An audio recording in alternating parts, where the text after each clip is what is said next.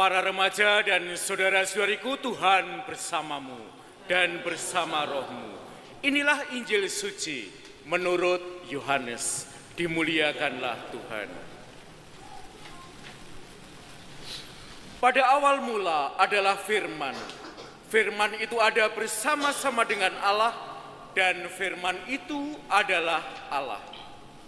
Firman itu pada mulanya bersama-sama dengan Allah. Segala sesuatu yang dijadikan oleh Dia dan tanpa Dia tidak ada satupun yang telah jadi dari segala yang telah dijadikan. Dalam Dia ada hidup dan hidup itu adalah terang manusia. Terang itu bercahaya di dalam kegelapan, tetapi kegelapan tidak menguasainya. Datanglah seorang yang diutus Allah, namanya Yohanes.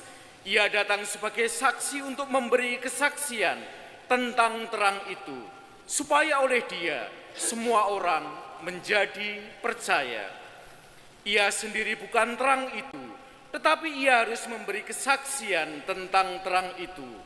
Terang yang sesungguhnya, yang menerangi setiap orang, sedang datang ke dalam dunia. Terang itu telah ada di dalam dunia, dan dunia dijadikan olehnya, tetapi dunia tidak mengenalnya.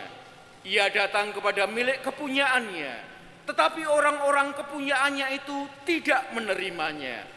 Tetapi semua orang yang menerima Dia diberinya kuasa menjadi anak-anak Allah, yaitu mereka yang percaya dalam namanya. Orang-orang yang diperanakkan bukan dari darah atau daging, bukan pula secara jasmani oleh keinginan seorang laki-laki, melainkan dari Allah. Firman itu telah menjadi manusia dan diam di antara kita, dan kita telah melihat kemuliaannya, yaitu kemuliaan yang diberikannya kepadanya sebagai anak tunggal Bapa, penuh kasih dan kebenaran.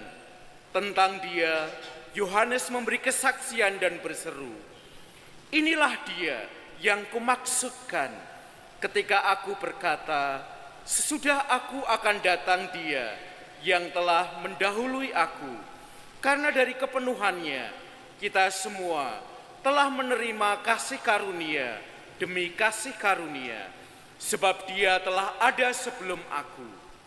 Sebab hukum Taurat diberikan kepada Musa, tetapi kasih karunia dan kebenaran datang oleh Yesus.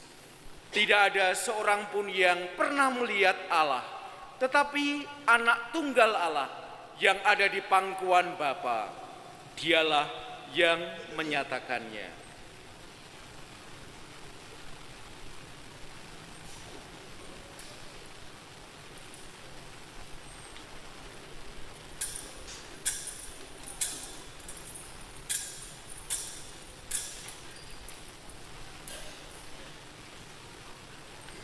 Para remaja dan saudara-saudariku, demikianlah Injil Tuhan.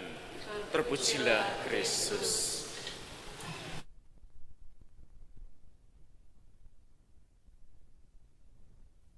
Karya para remaja kita, papa mamanya memang agak kemudaan ya. Para remaja dan saudara-saudariku, untung ada film ini. Kalau enggak, rasa-rasanya kita diberi PHP oleh gereja ya. Karena bacaannya susah banget untuk saya khotbahkan. Sore hari ini saya ingin khotbah karena tadi OC disebut ya. Kelihatannya mungkin bahasa Inggrisnya keren-keren. Change your little part of the world ya. Ubahlah bagian kecil dari dunia terdekat kita. Rekan-rekan remaja dan saudara-saudariku, pernah enggak kita ini merasa kok rasa-rasanya hidup dan bahkan dunia kita ini melelahkan banget ya, membuat kita capek banget. Kalau kita buka sosmed, isinya rasanya penuh drama. Sekurang-kurangnya kita melihat standar hidup orang lain yang bikin kita semua itu insecure ya. Rasa-rasanya hidup kita ini seperti kita sudah start lari maraton, tapi kita baru sadar ternyata garis finishnya nggak ada ya. Kayaknya akan jadi maraton terpanjang dalam hidup kita. Mungkin kalau Anda pernah nonton film The Lord of the Rings, Anda pernah ketemu karakter yang rasanya dekat sekali dengan kita, yaitu Frodo. Kita kadang merasa, apa saya ini berada pada waktu yang salah ya, pada tempat yang salah. Apa saya ini bahkan sebuah kesalahan juga ya, ada di dunia sekarang ini. Dan tentu kalau Anda melihat kelanjutan dari film itu, Anda akan ikut juga ya dalam kegalauan Frodo. Kenapa sih saya tuh harus lahir di zaman yang se-heavy ini, seberat ini? Kenapa ya masalah ini harus datang ke aku sekarang? Mungkin Yesus, Yosef, Maria juga enggak jauh-jauh dari kita. Seperti kata-kata Frodo kepada Gandalf dalam The Lord of the Rings. Aku berharap semuanya itu tidak perlu terjadi pada zamanku sekarang ini. Dan menarik jawaban Gandalf terhadap sharingnya dari Frodo itu. Sama sih kayak saya juga enggak mengharapkan bahwa semua itu terjadi sekarang pada saya. Tapi itu kan bukan keputusan kita. Satu-satunya yang harus kita putuskan adalah apa yang akan kita lakukan dengan waktu yang diberikan kepada kita. Rekan-rekan muda, guys, orang-orang, para remaja, orang tua dan saudara-saudariku. Sore hari ini kita nggak salah kostum. Kita berada di tempat yang tepat. Kita berada pada waktu yang tepat. Bayangkanlah, apa ya Tuhan itu sampai naruh kita di tempat dan waktu yang salah. Tidak, bukan? Dan kita semua ada di sini karena Tuhan memang membutuhkan kita semua ada di sini.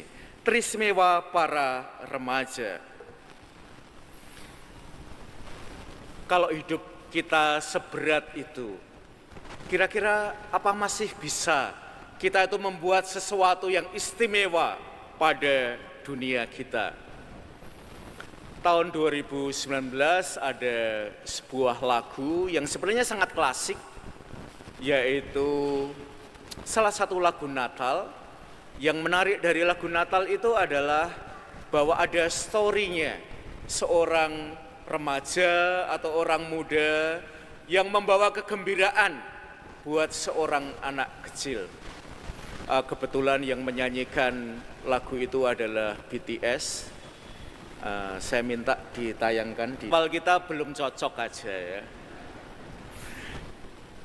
Para remaja dan saudara-saudariku, sekarang saya ingin memberikan sebuah latihan kepada Anda. Silahkan lihat di ruangan Gereja Santo Antonius Padua ini. Saya ingin mencari jawaban yang paling kreatif. Apa yang Anda lihat di dalam gereja ini yang menurut Anda paling keren ya? Yang jawabannya paling keren nanti saya kasih jersey basket ya. Cuman ukurannya XL ya, saya punyanya. Oke, saya akan meminta Anda untuk berimajinasi. Nah, cara paling baik untuk melihat sesuatu yang mungkin tidak terlalu kelihatan dengan mata telanjang adalah Anda perlu melihat yang ada di dinding-dinding gereja ini, entah atau di atap-atap gereja ini dengan ditemani sebuah lagu dari BTS yang judulnya adalah Mikrokosmos. Ada mic yang bisa saya pinjam? Ada yang sudah bisa menemukan yang ada di langit-langit, di dinding, atau di antara Anda yang paling kreatif?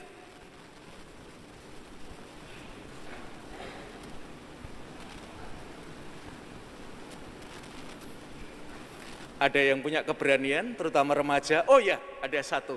Silahkan diberikan kepada saudara kita di sebelah kiri, agak belakang. Silahkan acungkan, ya. Wah, ini saya akan mencari seberapa imajinatif umat yang datang pada sore hari ini. Silahkan, apa yang Anda bisa bantu lihat untuk umat yang lain? Apa yang Anda lihat? Saya melihat lukisan jalan salib, karena korelasinya adalah this season for the reason. Itu yang saya lihat. Terima kasih. Oke, kalimat terakhir diulang lagi, karena bahasa Inggris saya agak pas-pasan ya. This season for the reason. Oke, this season for the reason ya. Yeah. Jadi masa Natal ini untuk alasan itu ya. Mari kita berikan aplaus. Oke, masih ada yang mau berpendapat? Saya masih mencari jawaban yang terbaik.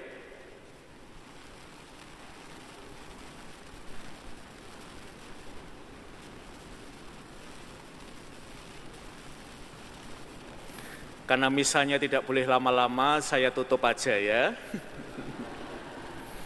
Yang saya lihat adalah bintang. Enggak ada kan? Karena kan bintangnya kamu.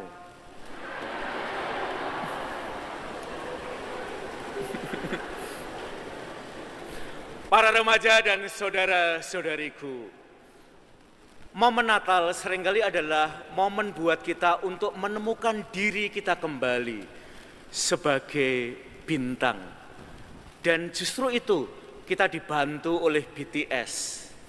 Bintang itu bukan sesuatu yang indah di sana. Bintang itu ada di dalam diri kita. Dan itulah yang bersinar. Dan itulah yang menyinari hidup orang lain. Yosef, Maria, Yesus adalah bintang, sehingga yang lain bisa keluar dari kegelapannya. Maria keluar dari kegelapannya karena Yosef menjadi bintang baginya. Yesus bisa lahir karena ada Maria dan ada Yosef. Saudara dan saudariku, orang-orang muda, maka jadilah bintang. Sesimpel dan sejoyful itu bukan Natal kita tahun ini. Amin.